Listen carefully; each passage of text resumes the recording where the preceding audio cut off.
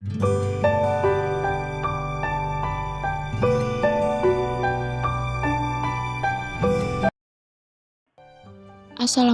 warahmatullahi wabarakatuh. Di sini kami akan menyampaikan materi tentang uang, institusi keuangan, dan penawaran uang.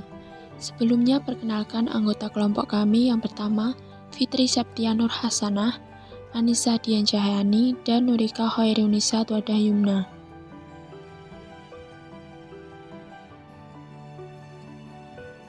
Hal-hal yang diterangkan pada materi ini: 1. Masalah dalam perdagangan barter dan fungsi uang. 2. Jenis uang sepanjang sejarah. 3. Peranan dan kegiatan bank umum. 4. Proses penciptaan uang giral. 5. Mata uang dalam peredaran dan penawaran uang. 6. Perbedaan bank sentral dan bank umum. 7. Fungsi utama bank sentral. Yang pertama mengenai perdagangan barter. Sebelumnya, perekonomian dapat dibedakan menjadi dua, yaitu 1. Perekonomian barter adalah suatu sistem kegiatan ekonomi masyarakat di mana kegiatan produksi dan perdagangan masih sangat sederhana, kegiatan tukar-menukar masih terbatas, dan jual-beli dilakukan secara pertukaran barang dengan barang atau barter. 2. Perekonomian uang adalah perekonomian yang menggunakan uang sebagai alat pertukaran dalam kegiatan perdagangan. Berikut beberapa kelemahan perdagangan barter. 1. Perekonomian barter memerlukan kehendak ganda yang selaras. 2. Penentuan harga sukar dilakukan. 3. Perekonomian barter membatasi pilihan pembeli. 4. Menyulitkan pembayaran tertunda. 5. Sukar menyimpan kekayaan. Selanjutnya, definisi uang. Uang diciptakan dalam perekonomian dengan tujuan melancarkan kegiatan tukar-menukar dan perdagangan. Maka uang didefinisikan sebagai benda-benda yang disetujui masyarakat sebagai alat perantara untuk mengadakan tukar-menukar. Syarat suatu benda dikatakan sebagai uang. 1. Nilainya tidak mengalami perubahan dari waktu ke waktu. 2. Mudah dibawa. 3. Mudah disimpan tanpa mengurangi nilainya. 4. Tahan lama. 5. Jumlahnya terbatas. 6. Bendanya mempunyai mutu yang sama. Uang memiliki beberapa fungsi di antaranya. 1. Uang sebagai perantara tukar-menukar. Dengan adanya uang, kegiatan tukar-menukar akan lebih mudah dijalankan jika dibandingkan dengan perdagangan secara barter. 2. Uang sebagai satuan nilai. Satuan nilai adalah satuan ukuran yang menentukan besarnya nilai dari berbagai jenis barang. Dengan adanya uang, nilai suatu barang dapat dengan mudah dinyatakan. 3. Uang sebagai alat bayaran yang tertunda. Penggunaan uang sebagai alat perantara tukar-menukar dapat mendorong perkembangan perdagangan karena penjual akan lebih merasa yakin bahwa pembayaran yang tertunda itu sesuai yang diharapkannya. 4. Uang sebagai alat penyimpan nilai. Di dalam perekonomian yang sudah maju terdapat uang bank atau uang giral.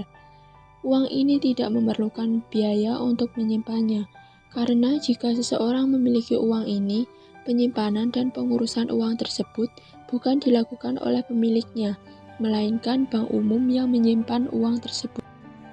1. Jenis uang yang mula-mula sekali digunakan. Uang yang mula-mula sekali digunakan terdiri dari barang yang sangat dibutuhkan dan banyak digunakan dalam kegiatan sehari-hari. Dapat berupa bahan makanan seperti beras, jagung, gandum, ikan, dan binatang ternak. Dan berupa barang yang membantu pekerjaan seperti pancing, jala, dan bajak, serta barang yang digunakan sebagai perhiasan seperti kalung, sisir, dan bedak. 2. Penggunaan emas dan perak sebagai uang. Ciri khusus emas dan perak. A. Banyak orang menyukai benda tersebut karena dapat digunakan sebagai perhiasan. B. Memiliki mutu yang sama. C. Tidak mudah rusak. D. Jumlahnya sangat terbatas, jika ingin memperolehnya perlu biaya dan usaha. E. Sangat stabil nilainya karena mereka tidak berubah mutunya dalam jangka panjang dan tidak mengalami kerusakan. Kelemahan penggunaan emas dan perak. A. Memerlukan tempat yang agak besar untuk menyimpannya. B. Merupakan benda yang berat. C. Sukar untuk ditambah jumlahnya. 3. Perkembangan penggunaan uang kertas dan uang bank.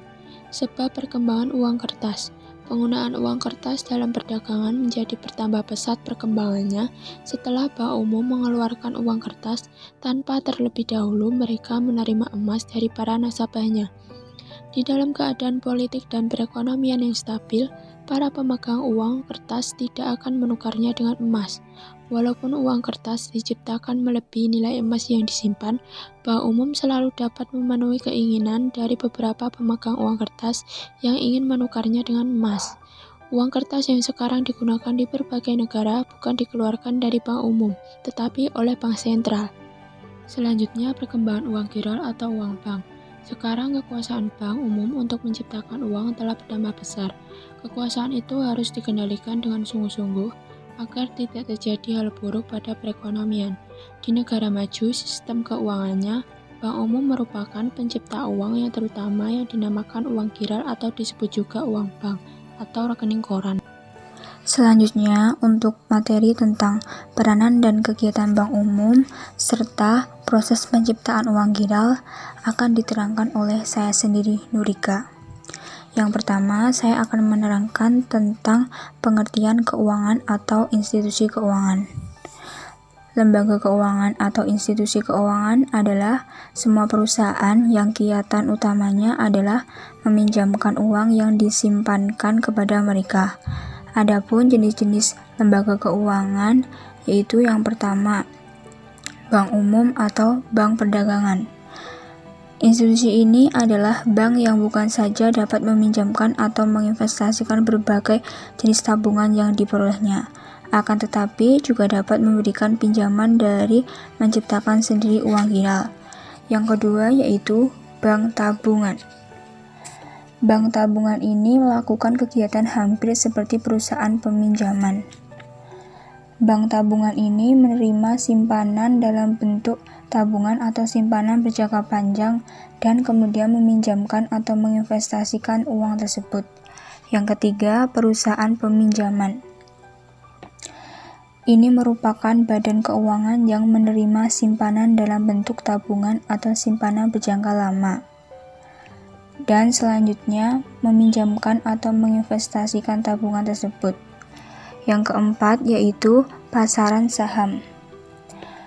Pasaran saham ini merupakan suatu lembaga yang fungsi utamanya adalah menjadi pusat di mana saham perusahaan-perusahaan diperjualbelikan.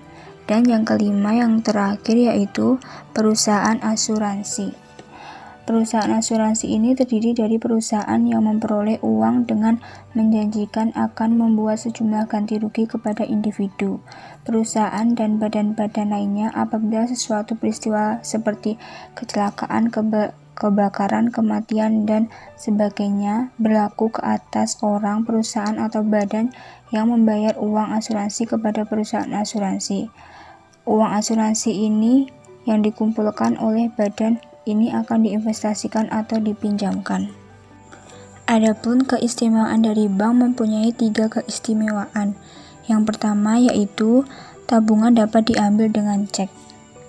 Salah satu keistimewaan ini adalah kesanggupan bank untuk menciptakan tabungan yang dapat sewaktu-waktu diambil dengan menggunakan cek, yaitu tabungan giral. Keistimewaan untuk menciptakan tabungan yang boleh diambil dengan menggunakan cek tidak dimiliki oleh lembaga-lembaga keuangan lainnya. Tabungan di dalam lembaga-lembaga keuangan lain hanya boleh diambil apabila pemiliknya datang langsung ke badan-badan tersebut. Keistimewaan yang kedua yaitu dapat mencipta daya beli. Keistimewaan yang kedua dari Bank Umum bersumber dari kemampuannya untuk menciptakan daya beli baru atau menghapuskan daya beli yang ada di dalam perekonomian. Keistimewaannya sebagai pencipta uang inilah yang terutama menyebabkan bank-bank umum dapat menimbulkan pengaruh yang penting dalam kegiatan ekonomi. Dan keistimewaan yang ketiga yaitu memberi pinjaman jangka pendek. Keistimewaan yang ketiga dari Bank Umum bersumber dari corak kegiatan meminjamkan uang yang dilakukannya. Bank Umum terutama memberikan pinjaman jangka pendek. Ini berarti Bank Umum merupakan satu badan yang penting peranannya kepada perusahaan-perusahaan untuk menyesuaikan keadaan keuangannya dengan gerak naik turun kegiatan ekonomi. Selanjutnya, saya akan menerangkan tentang proses penciptaan uang giral. Penciptaan tabungan giral atau rekening koran yang diciptakan oleh Bank Umum dapat dibedakan menjadi dua jenis. Yang pertama yaitu tabungan giral utama dan yang kedua yaitu tabungan giral derivatif. Bank Umum akan menciptakan tabungan giral utama apabila ia mendapat uang dari langganannya dalam bentuk uang tunai atau cek yang ditarik dari bank lain. Setelah menerima uang tunai atau cek tersebut, Bank Umum akan menambah nilai tabungan giral dari pihak yang memasukkan uang tunai atau cek tersebut. Sedangkan Bank Umum akan menciptakan tabungan derivatif apabila bank itu memberikan pinjaman kepada nasabahnya. Contoh tentang bagaimana tabungan derivatif itu tercipta, yaitu adanya seorang pemilik toko pengecer datang ke suatu bank umum untuk meminjam. Kemudian bank itu akan membuat penyelidikan mengenai kemajuan perdagangan toko pengecer tersebut, dan terutama kesanggupan pengecer tersebut untuk membayar utangnya. Apabila pinjaman itu diluluskan, bank akan menciptakan simpanan giral atas nama pengecer tersebut yang nilainya adalah sama dengan pinjaman yang diberikan. Pengecer itu dapat mengambil pinjaman itu dengan cara mengambil uang tunai dari bank itu atau dengan menggunakan cek pada setiap waktu ia membutuhkan uang tersebut. Selanjutnya, saya akan menerangkan tentang proses penciptaan uang. Dalam menguraikan proses penciptaan uang oleh bank-bank umum, yaitu Bank Umum 1, Bank Umum 2, dan Bank Umum 3 pada slide ke-11, 12, 13 pada PPT, ini dibuat beberapa pemisalan. Yang pertama, pemisalannya yaitu rasio cadangan yang ditetapkan adalah 20%. Yang kedua, semua kelebihan cadangan akan dipinjamkan oleh setiap bank umum kepada langganannya. Yang ketiga, transaksi-transaksi selalu dibayar dengan menggunakan cek. Dan yang keempat, yaitu seluruh tabungan yang dimasukkan ke dalam setiap bank umum adalah merupakan tabungan giral. Berdasarkan kepada pemisalan-pemisalan itu tadi, dapat ditunjukkan bagaimana proses penciptaan uang akan dilakukan oleh bank-bank umum yang ada dalam perekonomian. Tabungan giral yang mula-mula ini dimisalkan berjumlah 1 juta rupiah dan dimasukkan dalam Bank Umum 1 yang ada pada slide ke-11. Karena besarnya cadangan yang diwajibkan adalah 20% dan semua kelebihan cadangan dipinjamkan, maka setelah semua kelebihan cadangan diserahkan kepada para nasabahnya, perubahan dalam neraca Bank Umum 1. Orang-orang yang menerima pinjaman dari Bank Umum 1 akan membelanjakan uang yang diperoleh mereka, maka segolongan penjual akan menerima tambahan pembayaran sebanyak 80 juta rupiah. Dan ini kemudian mereka simpan di Bank Umum 2 yang ada pada slide ke-12. Seperti juga dengan yang dilakukan oleh Bank Umum 1, Bank Umum 2 akan menahan 20% dari tabungan giral yang diperolehnya sebagai cadangan wajib dan selebihnya dipinjamkannya kepada para nasabah yang memerlukan. Setelah semua kelebihan cadangan yang ada pada Bank Umum 2 dipinjamkan, perubahan dalam neraca bank itu tertera pada slide ke-12, bagian Bank Umum 2. Seperti dengan yang dilakukan oleh orang-orang yang meminjam dari Bank Umum 1, langganan-langganan yang meminjam dari Bank Umum 2 akan membelanjakan uang yang mereka peroleh, yaitu sebanyak 64 juta rupiah. Segolongan penjual akan memperoleh uang tersebut dan menyimpannya di Bank Umum 3, yang tertera pada slide ke-13. Untuk memenuhi peraturan-peraturan yang ditetapkan, 20% dari tabungan yang dibuat itu akan digunakan sebagai cadangan dan selebihnya dipinjamkan kepada para langganan yang memerlukannya. Apabila seluruh uang yang dapat dipinjamkan telah diberikan kepada para peminjam, perubahan dalam neraca Bank Umum 3 dapat dilihat pada slide ke-13. Penerima-penerima pinjaman dari Bank Umum 3 akan melakukan tindakan seperti yang dilakukan oleh para peminjam dari Bank Umum 1 dan Bank Umum 2, yaitu mereka akan membelanjakan uang yang dipinjam tersebut. Uang ini akan diperoleh para penjual yang menjual barang-barang mereka kepada para peminjam tersebut, dan selanjutnya akan disimpan di dalam Bank Umum 4. Seperti yang dijelaskan oleh Bank Umum 1, 2, dan 3, Bank Umum 4 akan meminjamkan kelebihan cadangan yang ada padanya. Selanjutnya, saya akan menerangkan tentang pertambahan uang gila yang dapat diciptakan. Dalam menghitung pertambahan uang gila yang dapat diciptakan, dapat dengan menggunakan persamaan D sama dengan S bagi R, yang mana D berarti jumlah seluruh uang giral atau cadangan atau kelebihan, dan S adalah uang giral atau cadangan atau kelebihan yang mula-mula diciptakan, dan R berarti bagian uang giral yang tercipta yang harus ditahan dalam bank sebagai cadangan. Selanjutnya, saya akan menerangkan tentang proses penciptaan uang giral di dalam kenyataan. Dalam kenyataan yang sebenarnya, proses penciptaan uang tidaklah sebesar seperti apa yang saya terangkan tadi. Proses penciptaan uang yang telah saya gambarkan hanya akan terjadi apabila pemisahan-pemisahan yang dikemukakan pada permulaan uraian yang saya jelaskan tadi berlaku seperti yang dinyatakan dalam pemisalan seperti tadi. Adapun 3 faktor penting yang membatasi penciptaan uang. Yang pertama, kebocoran uang tunai. Salah satu faktor yang membatasi luasnya proses penciptaan uang adalah berlakunya kebocoran uang tunai, yaitu sebagian dari uang yang seharusnya disimpan ke bank umum yang berikut tetap dipegang oleh pemiliknya. Ini merupakan keadaan yang lazim berlaku dalam masyarakat.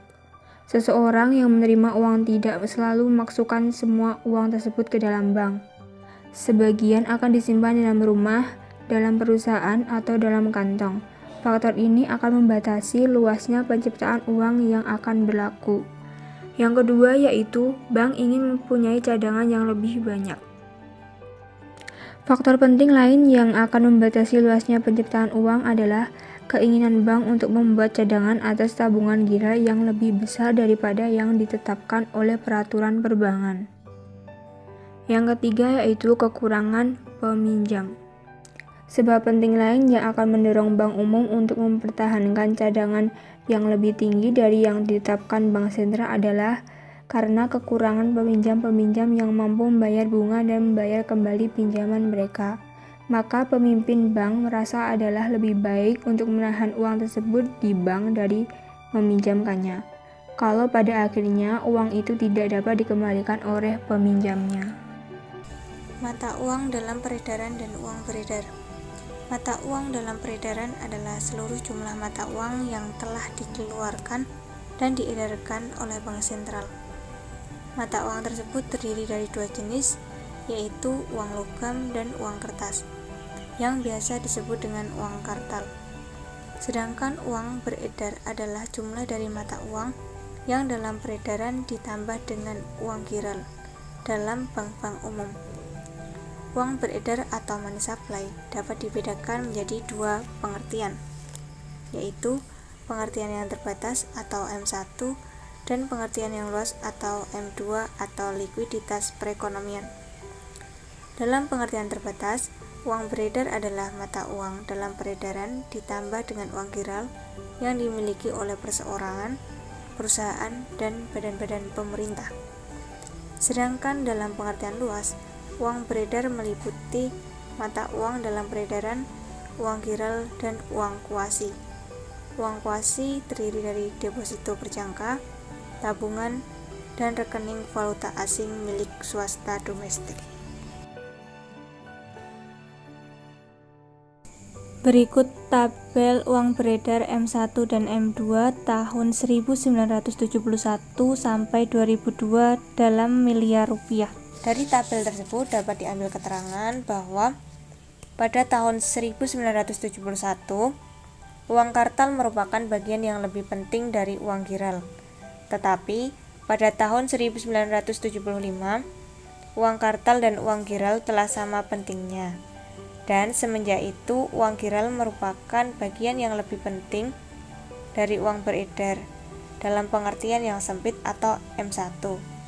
Dalam tahun 2002, uang giral sebanyak 111,3 triliun rupiah telah meliputi 58% dari M1. 2. Jumlah uang beredar dalam arti sempit atau M1. meningkat dari 250 miliar rupiah pada tahun 1971 menjadi 192 triliun rupiah dalam tahun 2002.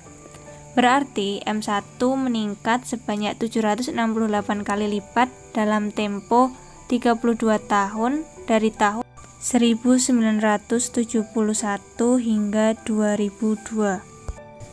3. Uang kuasi mengalami pertambahan yang lebih cepat dari uang kartal dan giral. Dalam tahun 1971, jumlahnya baru mencapai 80 miliar rupiah dan jumlah ini adalah lebih rendah dari M1 yang telah mencapai 250 miliar rupiah dan jumlah ini adalah lebih 3 kali lipat dari uang kuasi. Keadaan sebaliknya berlaku pada tahun 2002. Uang kuasi telah mencapai hampir 692 triliun rupiah, yaitu kurang lebih 3,5 kali lipat dari jumlah M1 sebanyak 192 triliun rupiah. Uang kuasi telah menjadi lebih penting dari M1 sejak tahun 1984. Dalam periode 1971 sampai 2002, uang kuasi meningkat sebanyak 5.536 kali lipat. 4. Sebagai akibat pertambahan uang kuasi yang pesat, M2 atau likuiditas perekonomian juga mengalami pertambahan yang sangat pesat. Jumlahnya meningkat dari 330 miliar rupiah dalam tahun 1971 menjadi hampir 883,9 triliun rupiah dalam tahun 2002 dan ini menggambarkan kenaikan sebesar 2.552 kali lipat. Selanjutnya perbedaan bank sentral dan bank umum. 1. Dalam perekonomian.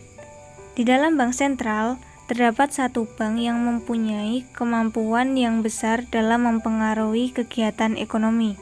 Sedangkan di dalam bank umum terdapat banyak bank, namun kemampuannya terbatas dalam mempengaruhi kegiatan ekonomi. 2. Pemilik. Di dalam bank sentral dimiliki dan dikuasai oleh pemerintah, sedangkan di dalam bank umum dimiliki dan dikuasai oleh pihak swasta. 3. Tujuan. Di dalam bank sentral bertujuan untuk mengatur dan mengawasi kegiatan bank-bank umum dan lembaga keuangan lainnya. Sedangkan di dalam bank umum berusaha agar kegiatan perekonomian memberikan dan menghasilkan keuntungan yang maksimum bagi pemiliknya. 4. Kekuasaan. Di dalam bank sentral diberi kekuasaan oleh pemerintah untuk mencetak uang kertas dan logam. Sedangkan di dalam bank umum tidak diberi kekuasaan oleh pemerintah untuk mencetak uang, namun memiliki kemampuan untuk menciptakan uang bank atau uang giral. Yang terakhir, fungsi bank sentral. 1. Bertindak sebagai bank kepada pemerintah. 2. Bertindak sebagai bank kepada bank-bank umum. 3. Mengawasi kegiatan bank umum dan lembaga-lembaga lainnya. 4. Mengawasi keseimbangan kegiatan perdagangan luar negeri. 5. Mencetak uang logam dan uang kertas untuk melancarkan kegiatan produksi dan perdagangan. Demikian dari kami, apabila ada kurang dan lebihnya mohon maaf. Terima kasih. Wassalamualaikum warahmatullahi wabarakatuh.